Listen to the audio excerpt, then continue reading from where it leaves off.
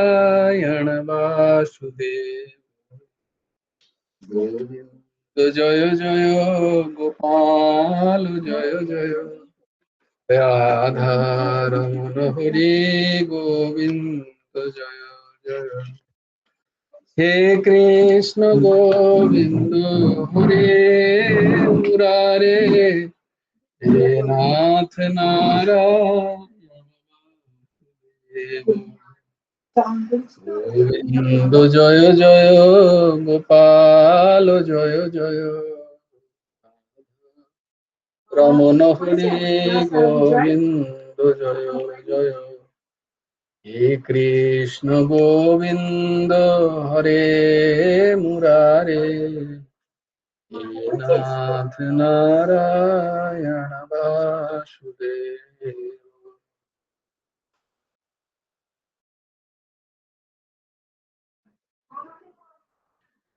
রাধে শ্যাম রাধে শ্যাম, শ্যাম শ্যাম রাধে রাধে, রাধে কৃষ্ণ কৃষ্ণ কৃষ্ণ রাধে রাধে। রাধে শ্যাম শ্যাম শ্যাম রাধে রাধে, রাধে কৃষ্ণ কৃষ্ণ কৃষ্ণ রাধে রাধে। রাধে শ্যাম শ্যাম শ্যাম রাধে রাধে, রাধে কৃষ্ণ কৃষ্ণ কৃষ্ণ রাধে রাধে। রাধে শ্যাম শ্যাম শ্যাম রাধে রাধে, রাধে কৃষ্ণ কৃষ্ণ কৃষ্ণ রাধে রাধে। রাধে শ্যাম শ্যাম শ্যাম রাধে রাধে, রাধে কৃষ্ণ কৃষ্ণ কৃষ্ণ রাধে রাধে। রাধে শ্যাম শ্যাম শ্যাম রাধে রাধে, রাধে কৃষ্ণ কৃষ্ণ কৃষ্ণ রাধে রাধে। ওম সচ্চিদানন্দ রূপায় গুরवे बुद्धि साक्षिणे, श्री हेमंताय वरिष्ठाय नमो अक्लिष्टकर्मणे। अखण्डमण्डलाकारं व्याप्तं येन चराचरं, तत्पदं दर्शितं येन तस्मै श्रीगुरवे नमः। कृष्णाय वासुदेवाय हरये परमात्मने, प्रणतक्लेशनाशाय गोविन्दाय नमो नमः। कृष्णाय वासुदेवाय देवकी नन्दनाय च, नन्दगोपकुमाराय गोविन्दाय नमो नमः। वसुदेवं सुतं देवं कंसचाणूरमर्दनं, देवकी परमानन्दं कृष्णं वन्दे जगद्गुरुं। নবকুমার চতুষ্পটি আর একটা অধ্যায় তোমাদেরকে স্বাগত। আজকে শ্লোকগুলো কে বলবে? হ্যাঁ, মৌমিতা মা পারবি না? তুই তো অফিসে আছিস, বলতে পারবি? আচ্ছা বল। খুব সুন্দর। জয় গুরু রাধে শ্যাম। ধর্মক্ষেত্রে কুরুক্ষেত্রে সমবেতা যুযুৎসব, মামকাঃ পাণ্ডবাশ্চৈব কিং কুর্বত সঞ্জয়। যত্র যোগেশ্বরঃ কৃষ্ণ যত্র পার্থ ধনুর্ধর, তত্র শ্রীবিজয়ো ভূতির্ধুবা নীতির্মতি মম। यदा यदा हि धर्मस्य ग्लानिर्भवति भारत, अभ्युत्थानं धर्मस्य तदात्मानं सृजाम्यहम्। परित्राणाय साधूनां विनाशाय च दुष्कृतं, धर्मसंस्थापनार्थाय सम्भवामि युगे युगे। कर्मण्येवाधिकारस्ते मा फलेषु कदाचन, मा कर्मफलहेतुर्भुः मा ते सङ्गस्तु कर्माणि, योगस्थः কুরু কর্মাণি সঙ্গম ত্যক্তা ধনঞ্জয় সিদ্ধা সিদ্ধ সমভূত্বা সমত্বং যোগ উচ্যতে বিয়ায় কামনা সর্বান পুনশ্চরিত নিস্পৃহ নির্মমো নিরহংকারো সশান্তিম অধিগচ্ছতি তমেব শরণং গচ্ছ সর্বভাবেন ভারত তৎপ্রসাদাৎ পরম শান্তিম স্থানম প্রাপ্স্যসি শাশ্বতম তদ্বিদ্ধি প্রণিপাতেন পরিপোষণেন সেবায়া উপদেক্ষ্যন্তি তে জ্ঞানম জ্ঞানিন তত্ত্বদর্শিনা শ্রদ্ধাবানো লভতে জ্ঞানম তৎপরসংযতীন্দ্রিয় জ্ঞানম লব্ধা পরম শান্তিম অচিরেণ অধিগচ্ছতি কার্পণ্য দোষ অপহত স্বভাব পিচ্ছামি ত্বং ধর্মসঙ্গ মুরচ্ছেতাঃ যশ্বরে সন্নিশ্চিত্তং ব্রূহি তন্মে শিষ্যস্তেহং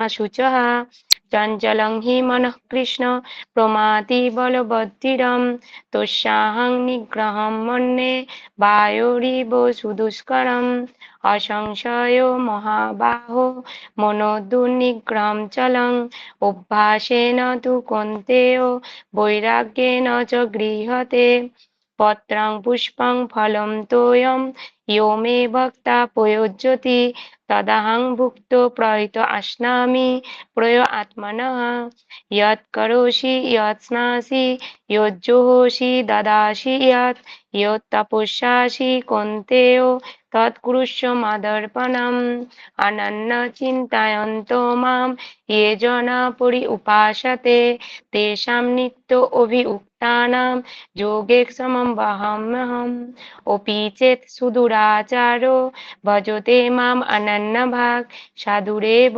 समन्तव्यो समग्रो व्यवसितो हि स मत्तं परोत्तरं नान्यत् किञ्चिदस्ति धनञ्जय मयि सर्वमिदं प्रयतं सूत्रे मुनिगणैव दैवी हेषा गुणमयी मम माया दुरत्यया मामेव ये प्रपद्यन्ते मायामेतां तरन्ति ते।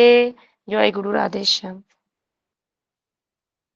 জয় গুরু রাধেশ্যাম, জয় গুরু রাধে। তাহলে আমরা শ্রীমদ্ ভগবদ গীতার দ্বাদশ অধ্যায়, কি নাম? ভক্তি যোগ। বাহ, ভেরি গুড, ভক্তি যোগ।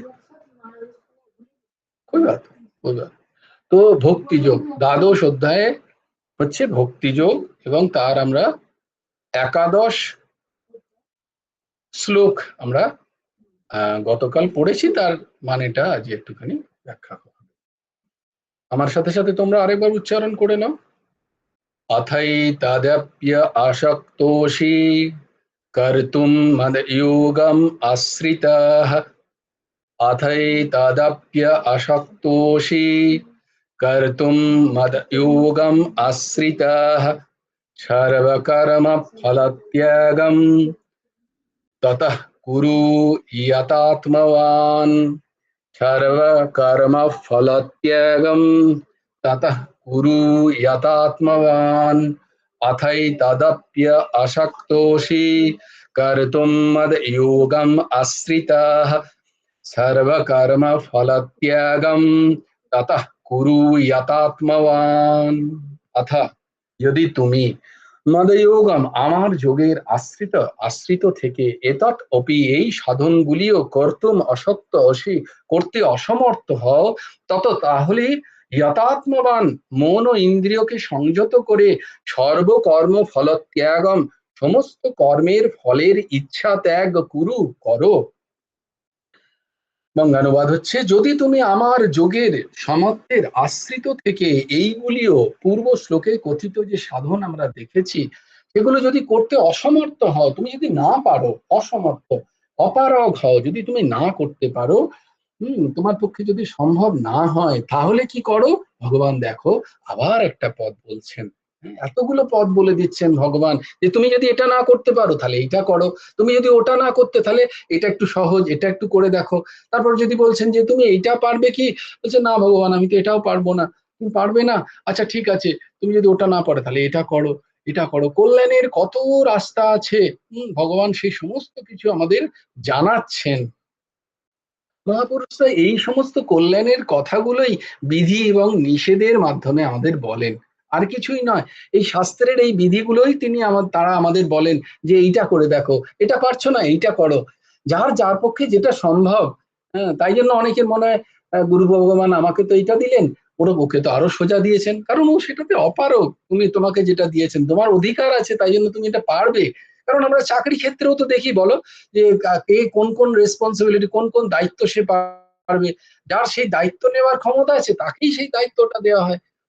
অন্য সেটা ক্ষমতা নেই, বলে ঠিক আছে তুমি এইটা করো, তুমি তার অ্যাসিস্ট্যান্ট হয়ে যাও, তাকে এইটুকু ভাবে হেল্প, এইভাবে তো তাকে বিভিন্ন দায়িত্ব দেওয়া হয়। তো গুরু ভগবানও দেখেন।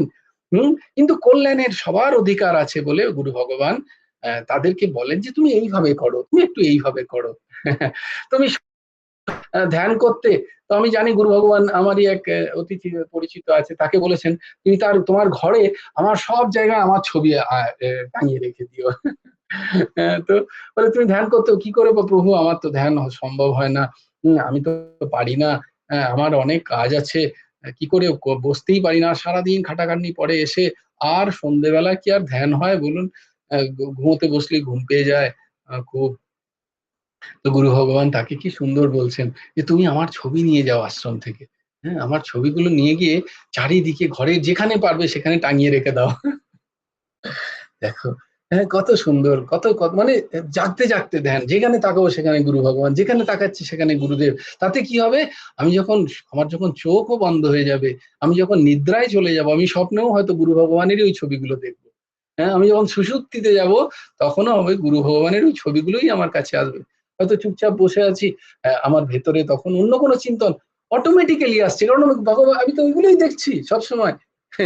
কত সহজ পন্থা, এইভাবে তারা করে দেন। এখানে ভগবান ঠিক সেটাই বলছেন যে তুমি পারবে না, ঠিক আছে, তুমি এক কাজ করো, তুমি কি করো না, সর্বকর্ম ফলত্যাগ। সর্বকর্ম যেগুলো করছো তার ফলের তার ফলের দেখো, যে স্বাভাবিকভাবেই আমরা কি বলি যে কর্ম করো ফলের চিন্তা করো না, এটা ব্যাখ্যা কখনোই নয়, এটা ভুল ব্যাখ্যা, বরাবরই ভুল ব্যাখ্যা। এটা কি বলে, দেখো অধিকারের কথা বলা হয়েছে, ফলের চিন্তনের কথা বলা নেই কিন্তু সেখানে। কর্ম করো ফলের চিন্তা করো না, এটা একটা সরলীকরণ করে শ্লোকটার একটা ভুল ব্যাখ্যা হয়। তা নয় কিন্তু, ফল চিন্তনই যদি না করি, আমি তো ফল কর্ম করতে যাব কেন? কেউই কর্ম করবে না, তাই না? তো আমরা কর্ম শুরুটাই হচ্ছে তো আমার ফলের চিন্তা করেই। আমি কোনো কিছু খেতে যাচ্ছি কারণ আমার পেট খিদে পেয়েছে, সেটাকে আমি বোঝাতে চাই, তাই জন্যই খেতে যাচ্ছি। আমার যদি খিদেই না থাকে আমি কেন খেতে যাব? আমি কেন রান্না করতে যাব? তাহলে আমি রান্না করছি কেন, না আমি আমি খেতে চাই, কেন খেতে চাই?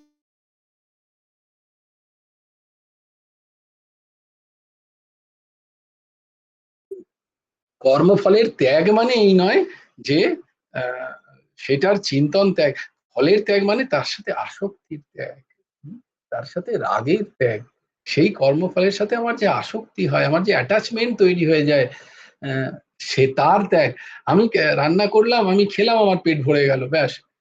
আমি কি ভালো খেলাম, বা আমার পেট আমার এই খাবারই আবার বারবার চাই, এটা হলে ওই আসক্তি। কোন একটা ভালো খাবার পেলাম, আমার সেই খাবারটাই চাই, হুম, এটা হলে আসক্তি। বা কোনো একটা আমার মুখরোচক খাবার চাই, আমার মুখে যেটা ভালো লাগবে আমার সেই খাবার চাই, এটা হচ্ছে আসক্তি। আহ, এই এই জায়গাগুলোকে বোঝা দরকার। পেট ভরার জন্যই তো আমি খাচ্ছি। হ্যাঁ, তো এটা হচ্ছে আহ, সেই একই ওই ওই শ্লোকটারই, যে শ্লোক আমরা মুখস্থ করেছি, সেই শ্লোকটারই আমি এখানে ভগবান আবার বলছেন। হ্যাঁ, কোন শ্লোকটা, হ্যাঁ, কর্মণ্যেবাধিকার আস্তে মা ফলেষু কদাচন মা কর্ম ফল হেতুর্ভু মাতে সঙ্গস্তু কর্মণি। এখানে দুটো জিনিস আছে, একটা হচ্ছে কর্ম ফলের সাথে যোগ, একটা হচ্ছে কর্মফলের সাথে যোগ, কারণ এই শ্লোকটা যদি কখনো কেউ বলে তোমরাও এর ব্যাখ্যা করতে পারবে তার সামনে। একটা হচ্ছে কর্মফল, কি বলছে দেখো নে যোগস্থः, তারপরে যে শ্লোকটা সেটা তো আরো ইম্পর্টেন্ট, যেহেতু এইটাই এত বেশি প্রচলিত হয়ে গেছে তাই জন্য পরের শ্লোকটা আর কেউ খেয়ালই রাখে না। ওরে পরের শ্লোক সবসময় গীতায় বা যে কোনো শাস্ত্রে শুধু ওই মাত্র শ্লোকটাই তুলে দিতে নেই, তারপরে তার আগে বা তার পরে যে শ্লোকটা আছে সেই শ্লোকের দ্বারা ওই শ্লোকের ব্যাখ্যাটা স্পষ্ট হয়। বোঝাতে পারছি তোমাদের? সবসময় তাই জন্য যে শ্লোক কেউ কিছু বললে বলবে তার আগের শ্লোকটা কি আছে একটু বলো তো, বা তার পরের শ্লোকটায় কি আছে তার ব্যাখ্যাটা একটু পড়ো তো, তাহলে এই শ্লোকের ব্যাখ্যাটা একদম পরিষ্কার হয়ে যায়। তাই জন্য এই যে শ্লোকটা কর্মণ্যেবাধিকারস্তে, কর্মণ্যেবা কর্মণ্যেবা ওয়া কর্মণ্যেবা কর্মণ্যেবাধিকারস্তে, ওই বাধিকা বাদ আস্তে মা ফলেষু কদাচনা, ফলে তোমার অধিকার নেই। তুমি ফল চিন্তা করবে নয় তাই নয়, কিন্তু যে ফলটা পাবে সেটাতে তোমার অধিকার নেই, তোমার ফলে অধিকার নেই, তুমি ফল চাইতে পারো না। ফলের ইচ্ছা করতে পারো কিন্তু আমার ওই ফলটাই চাই, পেতেও পারো না পেতেও পারো, কারণ সেখানে তোমার কোনো অধিকার নেই। ফল দেওয়ার মালিক হচ্ছেন ভগবান। ফল দেওয়ার মালিক হচ্ছেন ভগবান। কিভাবে ফল দেন? না তোমার কর্ম অনুযায়ী, তোমার সময় অনুযায়ী তিনি ফল দেন। কর্মের যে ফল পাবে না তা নয়, প্রত্যেক কর্মের তার ফল আছে, এর মধ্যে কোনো সন্দেহ নেই, কিন্তু দেন কে? না বিধাতা ভগবান দেন, তোমার তাতে কোনো অধিকার নেই যে আমি এই কর্মটা করলাম আমি এই ফলটাই পাবো, অভীষ্ট ফলই পাবে, তার কিন্তু কোনো গ্যারেন্টি নেই, তার কিন্তু নিশ্চয়তা নেই। তাই জন্য বলছে যে ফল পাবে সেটাকে অ্যাকসেপ্ট করো, সেটাকে স্বীকার করে নাও, কারণ ওই ফলে তোমার কোনো অধিকার নেই, ওটা ভগবান দিয়েছেন। এইরকম বিষয়। তাই কেউ যদি কখনো কোনো ফল পায় তারও তোমরা সমালোচনা করো না, কারণ সে কর্ম করেছে, হ্যাঁ, তার ফল ভগবান দিয়েছে। তুমি বলবে যে আমি এত পড়লাম আমার এই পার্সেন্টেজ এলো, আর ও তো পড়েইনি, সারাদিন ঘুরে বেড়ালো, দেখো ওর কোনো ও আমার থেকে বেশি কি করে পেয়ে গেল। হ্যাঁ, এই প্রশ্ন করো না কখনো। আমি তো এত খাটাখাটনি করে করলাম আমার প্রমোশন এলো না, আর যে করলো না তারই প্রমোশন এসে গেল। বসের বসের কি জানো, কিছু কিছু শব্দের ব্যবহার হয়, ওই সব তাই জন্য সে পেয়ে গেল আমি পেলাম না, না না না না, একেবারে এইটা কারণ নয়, একেবারে কারণ নয়। তার জন্য আমি আর করব না, আমি আর চাকরিতে আমি আর কি বলো সততার সাথে চাকরি করব না, আমিও তাহলে অসৎ হবো, আমি না, ব্যাস তুমি ট্র্যাপে ফেসে গেলে, তুমি ফেসে গেলে। হম ও কি হলো না হলো সেটা বড় কথা নয়, তুমি গেলে ফেসে, তুমি কর্মণ্যেবাধিকার রাস্তা থেকে চ্যুতি হয়ে গেল তোমার। ফাঁসলে তুমি। যে ফাঁসলো সে তো ফাঁসলোই, কি হলো না হলো, কিন্তু আখেরে তোমার ক্ষতি। এই সিদ্ধান্তকে সব সময় বলবান রাখো, যে ফলে আমার অধিকার নেই, ফল আমাকে ভগবান দিয়েছেন যেটা আমার উপকারে লাগবে, ওই সময় আমি এই ফল পাচ্ছি মানে এটা আমার আমার ভগবান আমাকে জেনে বুঝে দিয়েছেন, কারণ আমি সততার সাথে কাজ করেছি।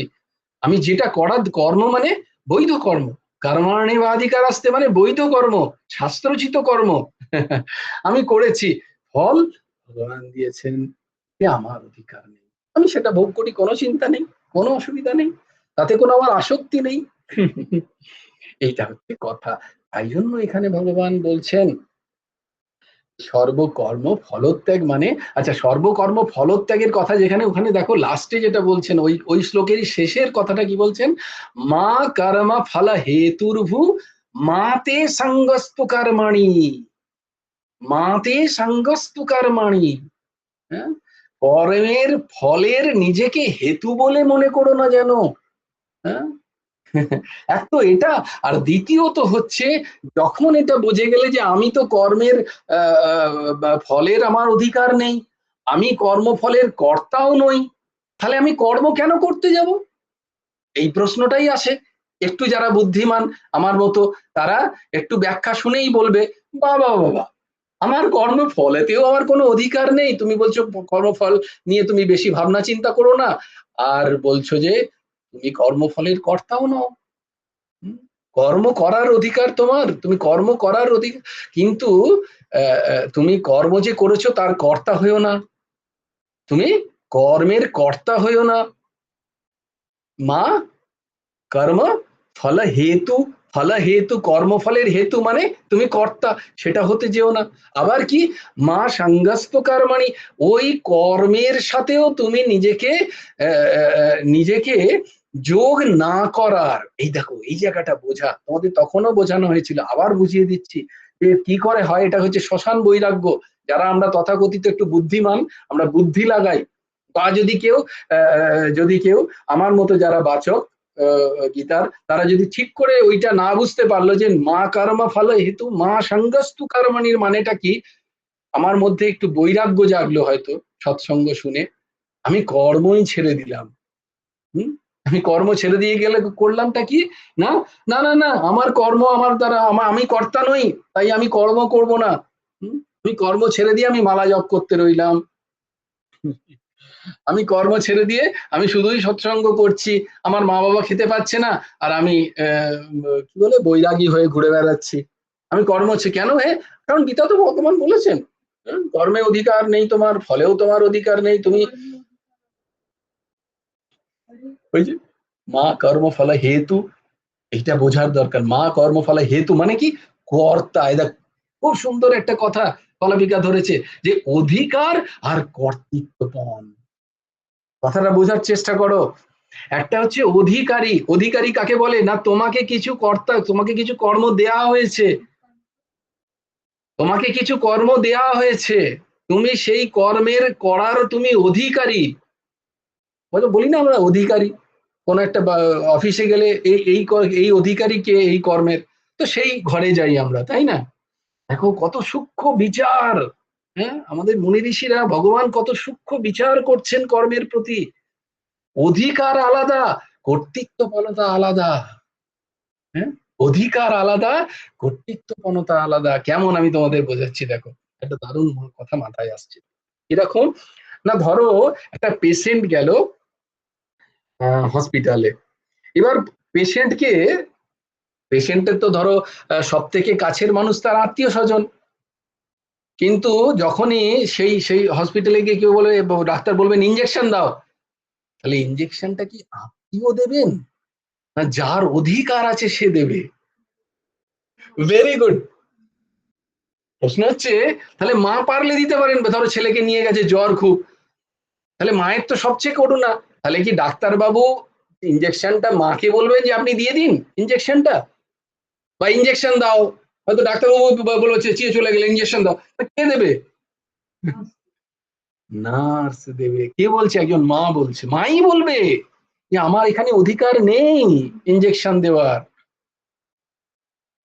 যদ্যপি ইঞ্জেকশন দিলে ফুটবে লাগবে তার সব জানে মা, কিন্তু দেখুন সেখানে মা স্বীকার করে নিচ্ছে যার অধিকার আছে সে দেবে, ডাক্তারবাবু দিবেন, নার্স দেবেন।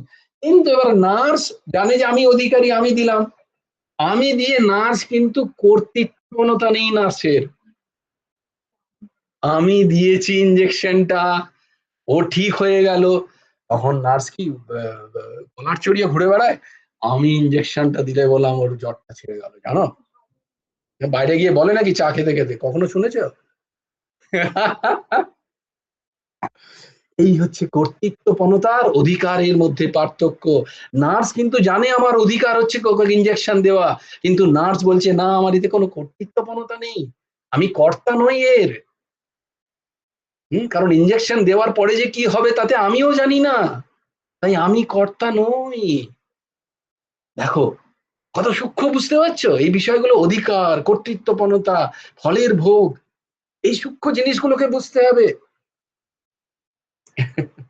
এখানে কি বলছেন ভগবান, যে কর্ম ফলত্যাগম, সর্বকর্ম ফলত্যাগম, সমস্ত কর্ম ফলের ত্যাগ মানে কি, কর্ম ফলের সাথে আসক্তি, কর্ম ফলতে কর্তৃত্ব অভিমানতা, এইটাকে ত্যাগ করো, এইটাকে ত্যাগ করো। এবং আরেকটা কি ত্যাগ করো না, ওই যে সেটা খুব বড় জিনিস, প্রায় যেটা আমাদের ক্ষেত্রে হয়, আমাদের শ্মশান বৈরাগ্য জাগে, তখন বলি আমি আর কোনো কর্ম করব না, আমার তো ধ্যান করা কাজ, আমার তো নাম জপ করা কাজ, আমার তো শুধু পুজো আর্চা করাই কাজ, আমার তো আর অন্য কোনো কর্ম নেই।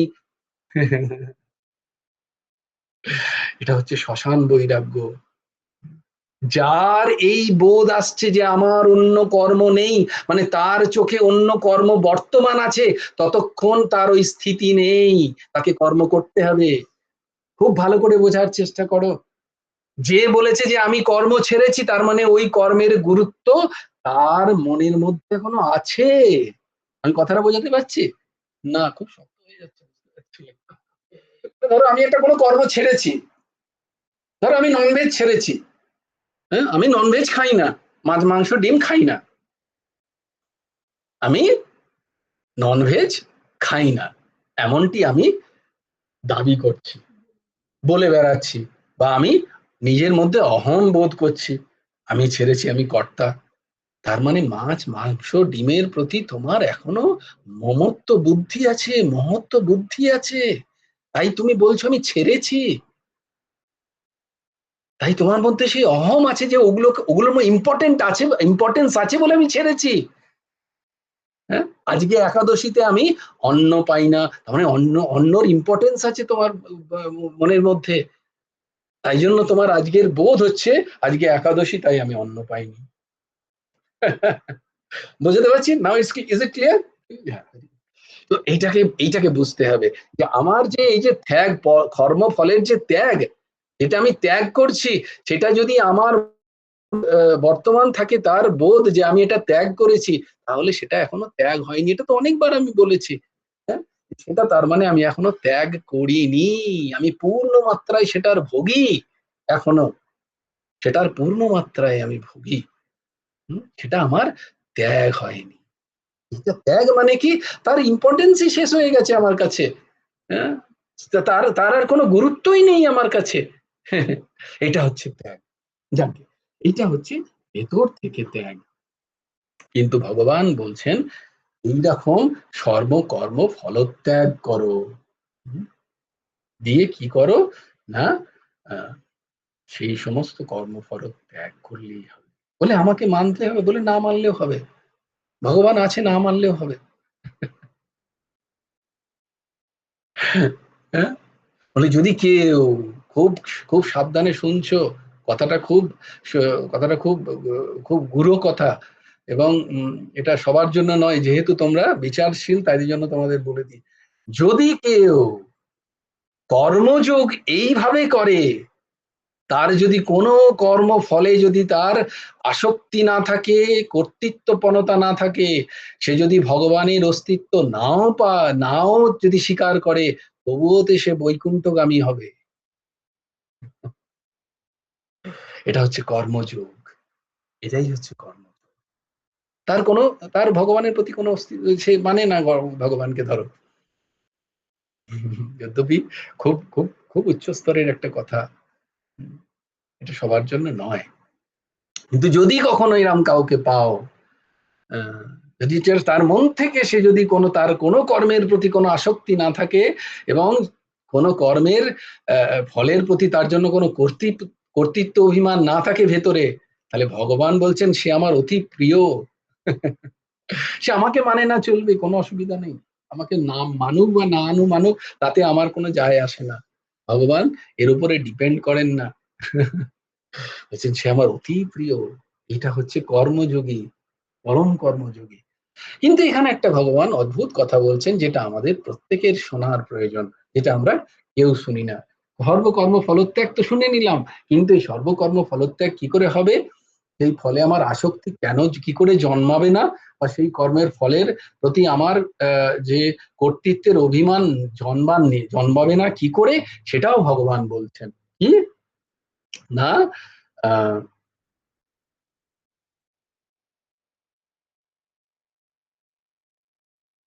না, তত তত কুরু ইয়াতাত্মবান, ইয়াতাত্মবান, এই কথাটা পারলে সবাই লিখে রাখো, ইয়াতাত্মবান। আমি তোমাদের বলি না যে বেশিরভাগ ক্ষেত্রেই এই কথাগুলোকে কেউ বলে না। এই গোটা শ্লোকটার যে আধার, সেই আধারটা হচ্ছে ইয়াতাত্মবাণে। এই ইয়াতাত্মবান আমরা কেউ করি না। ইয়াতাত্মবান মানে কি? মন এবং ইন্দ্রিয়কে সংযত করা। যে মন এবং ইন্দ্রিয়কে সংযত করতে পারছে না, তার পক্ষে সর্বকর্ম ফলত্যাগ সম্ভবই নয়। মুখে বলা যেতে পারে, হ্যাঁ আমি করি, আমার কোনো এসবে কোনো আমার আর কোনো বোধ নেই, অত সোজা নয়। কর্মযোগের পরাকাষ্ঠা হচ্ছে সর্বকর্ম ফলত্যাগ। আর সেটা কখন হবে না, যদি আমার মন এবং ইন্দ্রিয়কে আমি সংযত করতে পারি। তাই ভগবান এখানে বলছেন ইয়াতাত্মবান। এটা হচ্ছে মূল বিষয়, এটাই হচ্ছে আধার। যদি আমি আমার আধার তৈরি না করতে পারি, তাহলে কর্ম ফলত্যাগ কথার কথা, কথার কথা, কর্মযোগ কথার কথা। আমি তো কর্মযোগী, এই কথার কথা, অথচ আমার ইন্দ্রিয় সংযমিত নেই, আমার মন একাগ্র নয়, আমি জানি না আমি কি করছি, আমার চোখ কোথাও যাচ্ছে, আমার কান কোথাও যাচ্ছে, আমার হাত কোথাও চলে যাচ্ছে, আমার চোখের উপরে আমার কন্ট্রোল নেই, যা দেখা উচিত নয় আমি তাই দেখছি। হ্যাঁ, আমি তো আমার কথা চিন্তন করছিলাম, তাতে তুমি যদি তোমার এখানে কলাপিকার দিদা সঙ্গে সঙ্গে দাঁড়িয়েছে, যেমন আমি, মানে আমার চোখে আমার কোনো কন্ট্রোল নেই। আমি তো, এই দাস কিন্তু নিজের চিন্তন করছিল যে এই দাসের চোখের অবস্থা কি। চোখ মানে এই চর্মচক্ষু নয়, মন, মন এবং ইন্দ্রিয়কে সংযত করতে হবে, এটা করতে হবে। যদি কেউ সর্বকর্ম ফলত্যাগ করতে চাও, তাকে করতে হবে। মন এত সোজা নয়। তো এই দিকটায় আমাদের খেয়াল রাখতে হবে যে আমরা আমাদের মন এবং ইন্দ্রিয়গুলোকে সংযম করতে পারছি কিনা, তাকে প্রত্যাহার করতে পারছি কিনা। ওই যে অষ্টাঙ্গ যোগে আছে, ধারণা, প্রত্যাহার, ধারণা, ধ্যান, সমাধি। তো প্রত্যাহার চাই, প্রত্যাহার খুব প্রয়োজন। হ্যাঁ, আমি আমার ইন্দ্রিয়গুলোকে বাইরের বিষয়গুলো থেকে কতটা সরিয়ে আনতে পারছি, উইথড্র করতে পারছি নিজেকে, নিজেকে মানে নিজের ইন্দ্রিয়গুলোকে। আমরা তো মনকেই নিজে ভেবে নিই। আমি আমার মনটাকে কতটা বাইরের বিষয়, বাইরের জগৎ থেকে সরিয়ে এনে নিজের ভেতরে রাখতে পারছি, অন্তর্দৃষ্টিতে কতক্ষণ রাখতে পারছি। 1 মিনিট, 2 মিনিট, খুব কঠিন। গুরুদেব বলতেন 1 মিনিট ধ্যান করো, কিন্তু সেই 1 মিনিট ধ্যান করার জন্য যে কতক্ষণ ধ্যান করতে হবে তার কোনো ঠিক ঠিকানা নেই। 1 মিনিট ধ্যানও বিশাল বড় ব্যাপার। তো এইটা করতে হবে আমাদের সবাই। কোনটা না, যদি ওই অত বড় বড় জিনিসগুলো আমরা না করতে পারি, মাইয়া বেশ্যমনা, হ্যাঁ, যদি জ্ঞান আমরা আহরণ না করতে পারি, যদি এইসব না করতে পারি, তাহলে কি বলছেন ভগবান, তুমি সমস্ত কর্মে আমাকে দেখো, আমার প্রসন্নতায় কর্ম করো, আমি সেটাও করতে পারছি না। বলে তাহলে একটা কাজ করো, তুমি যা যা করছো তার ফলের প্রতি তুমি আসক্তি রেখো না।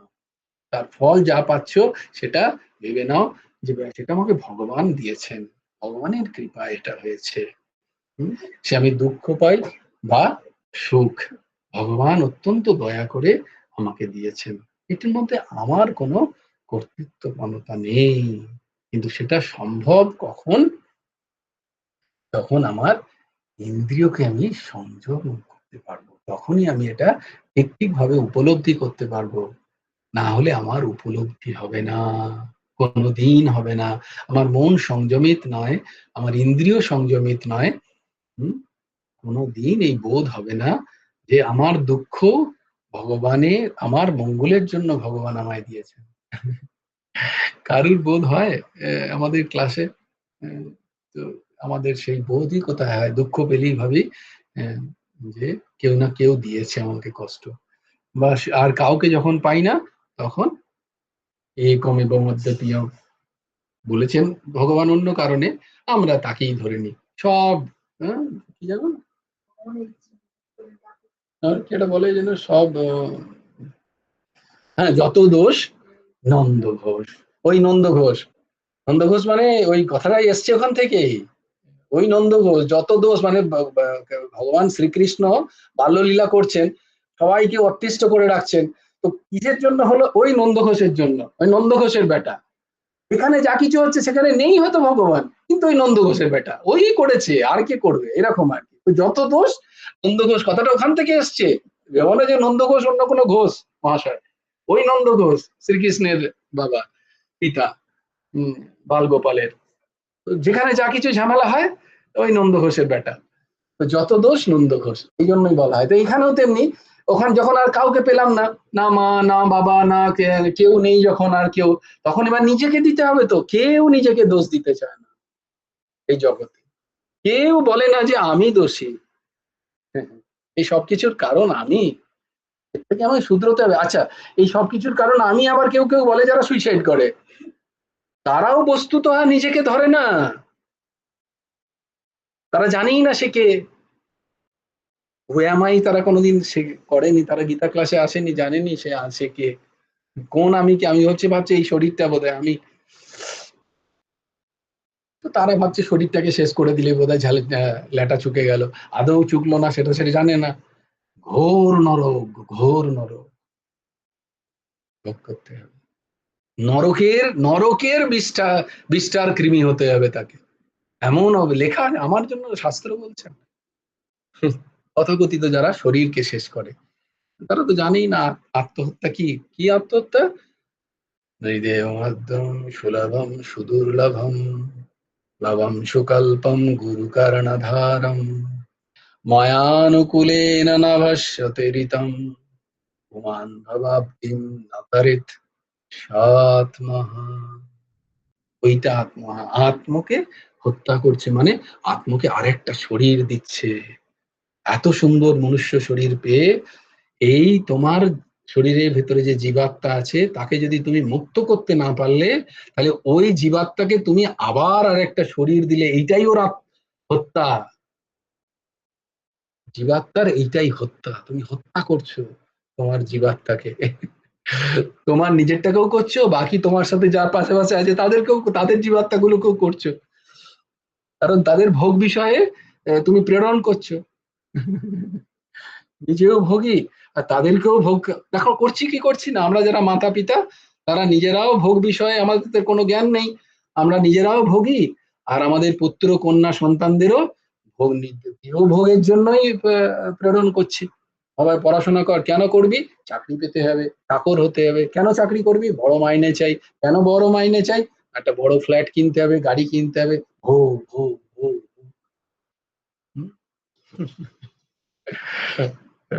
আমরাই শেখাচ্ছি, দেখো তাই না? একজন একজন ছোট বাচ্চা, সে সরল প্রাণ, সে কোত্থেকে জানবে বলো? সে মা বাবাকে শিখেই শিখে না, সে মা বাবাকে দেখেই শেখে।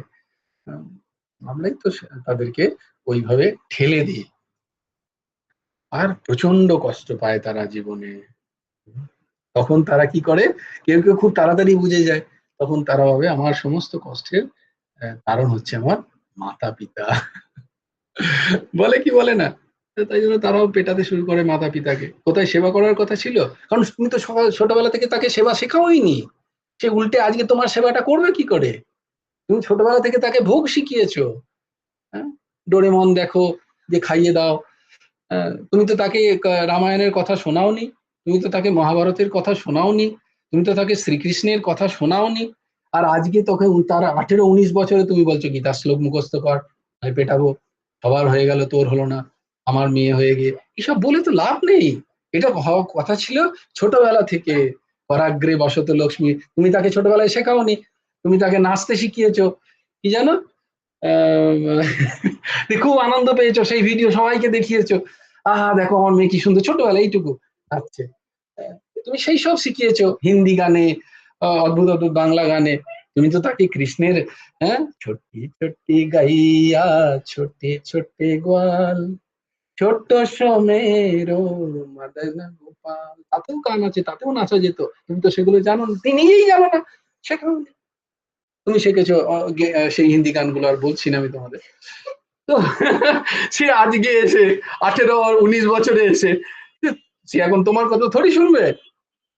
তার এখন ন্যাচারালি বুদ্ধি যাবে বিটিএস এ, তার ন্যাচারালি বুদ্ধি যাবে হিন্দি গানে, ইংরেজি গানে। তাকে তুমি যদি বলে এখন ছোট ছোট গাইয়া শোনো, কেন শুনতে যাবে? দোষটা কার? তার নয়, দোষটা পিতা মাতা। তার সামনে তুমি আচার্যই হতে পারোনি, তাকে বলনি যে জীবনের এইটা এটা এটা নয় জীবনের উদ্দেশ্য। জীবনের উদ্দেশ্য এখন তাকে বিভিন্ন যুক্তি দিয়ে বোঝানো হচ্ছে যাতে শুধরে যায়। যখন তুমি বুঝলে অ্যাটলিস্ট, তখন তো বোঝাও। হ্যাঁ, যে জীবনের উদ্দেশ্য, জীবনের উদ্দেশ্য ফেসবুক নয়, জীবনের উদ্দেশ্য সোশ্যাল মিডিয়া নয়, জীবনের উদ্দেশ্য হচ্ছে ভগবত প্রেম। তাকে বোঝানো, এটা তাকে বোঝানো হচ্ছে, যদি বুঝে যায়।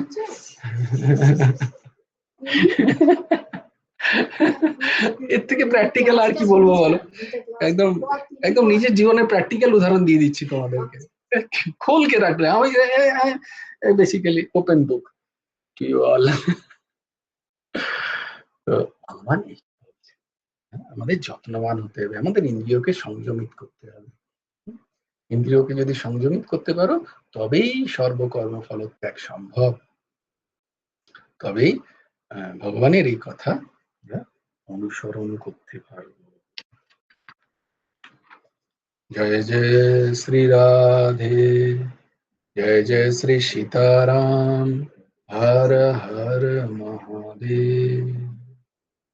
ভজ গুরু হেমন্ত দেব রাধে শ্যাম, জপ হরে কৃষ্ণ হরে,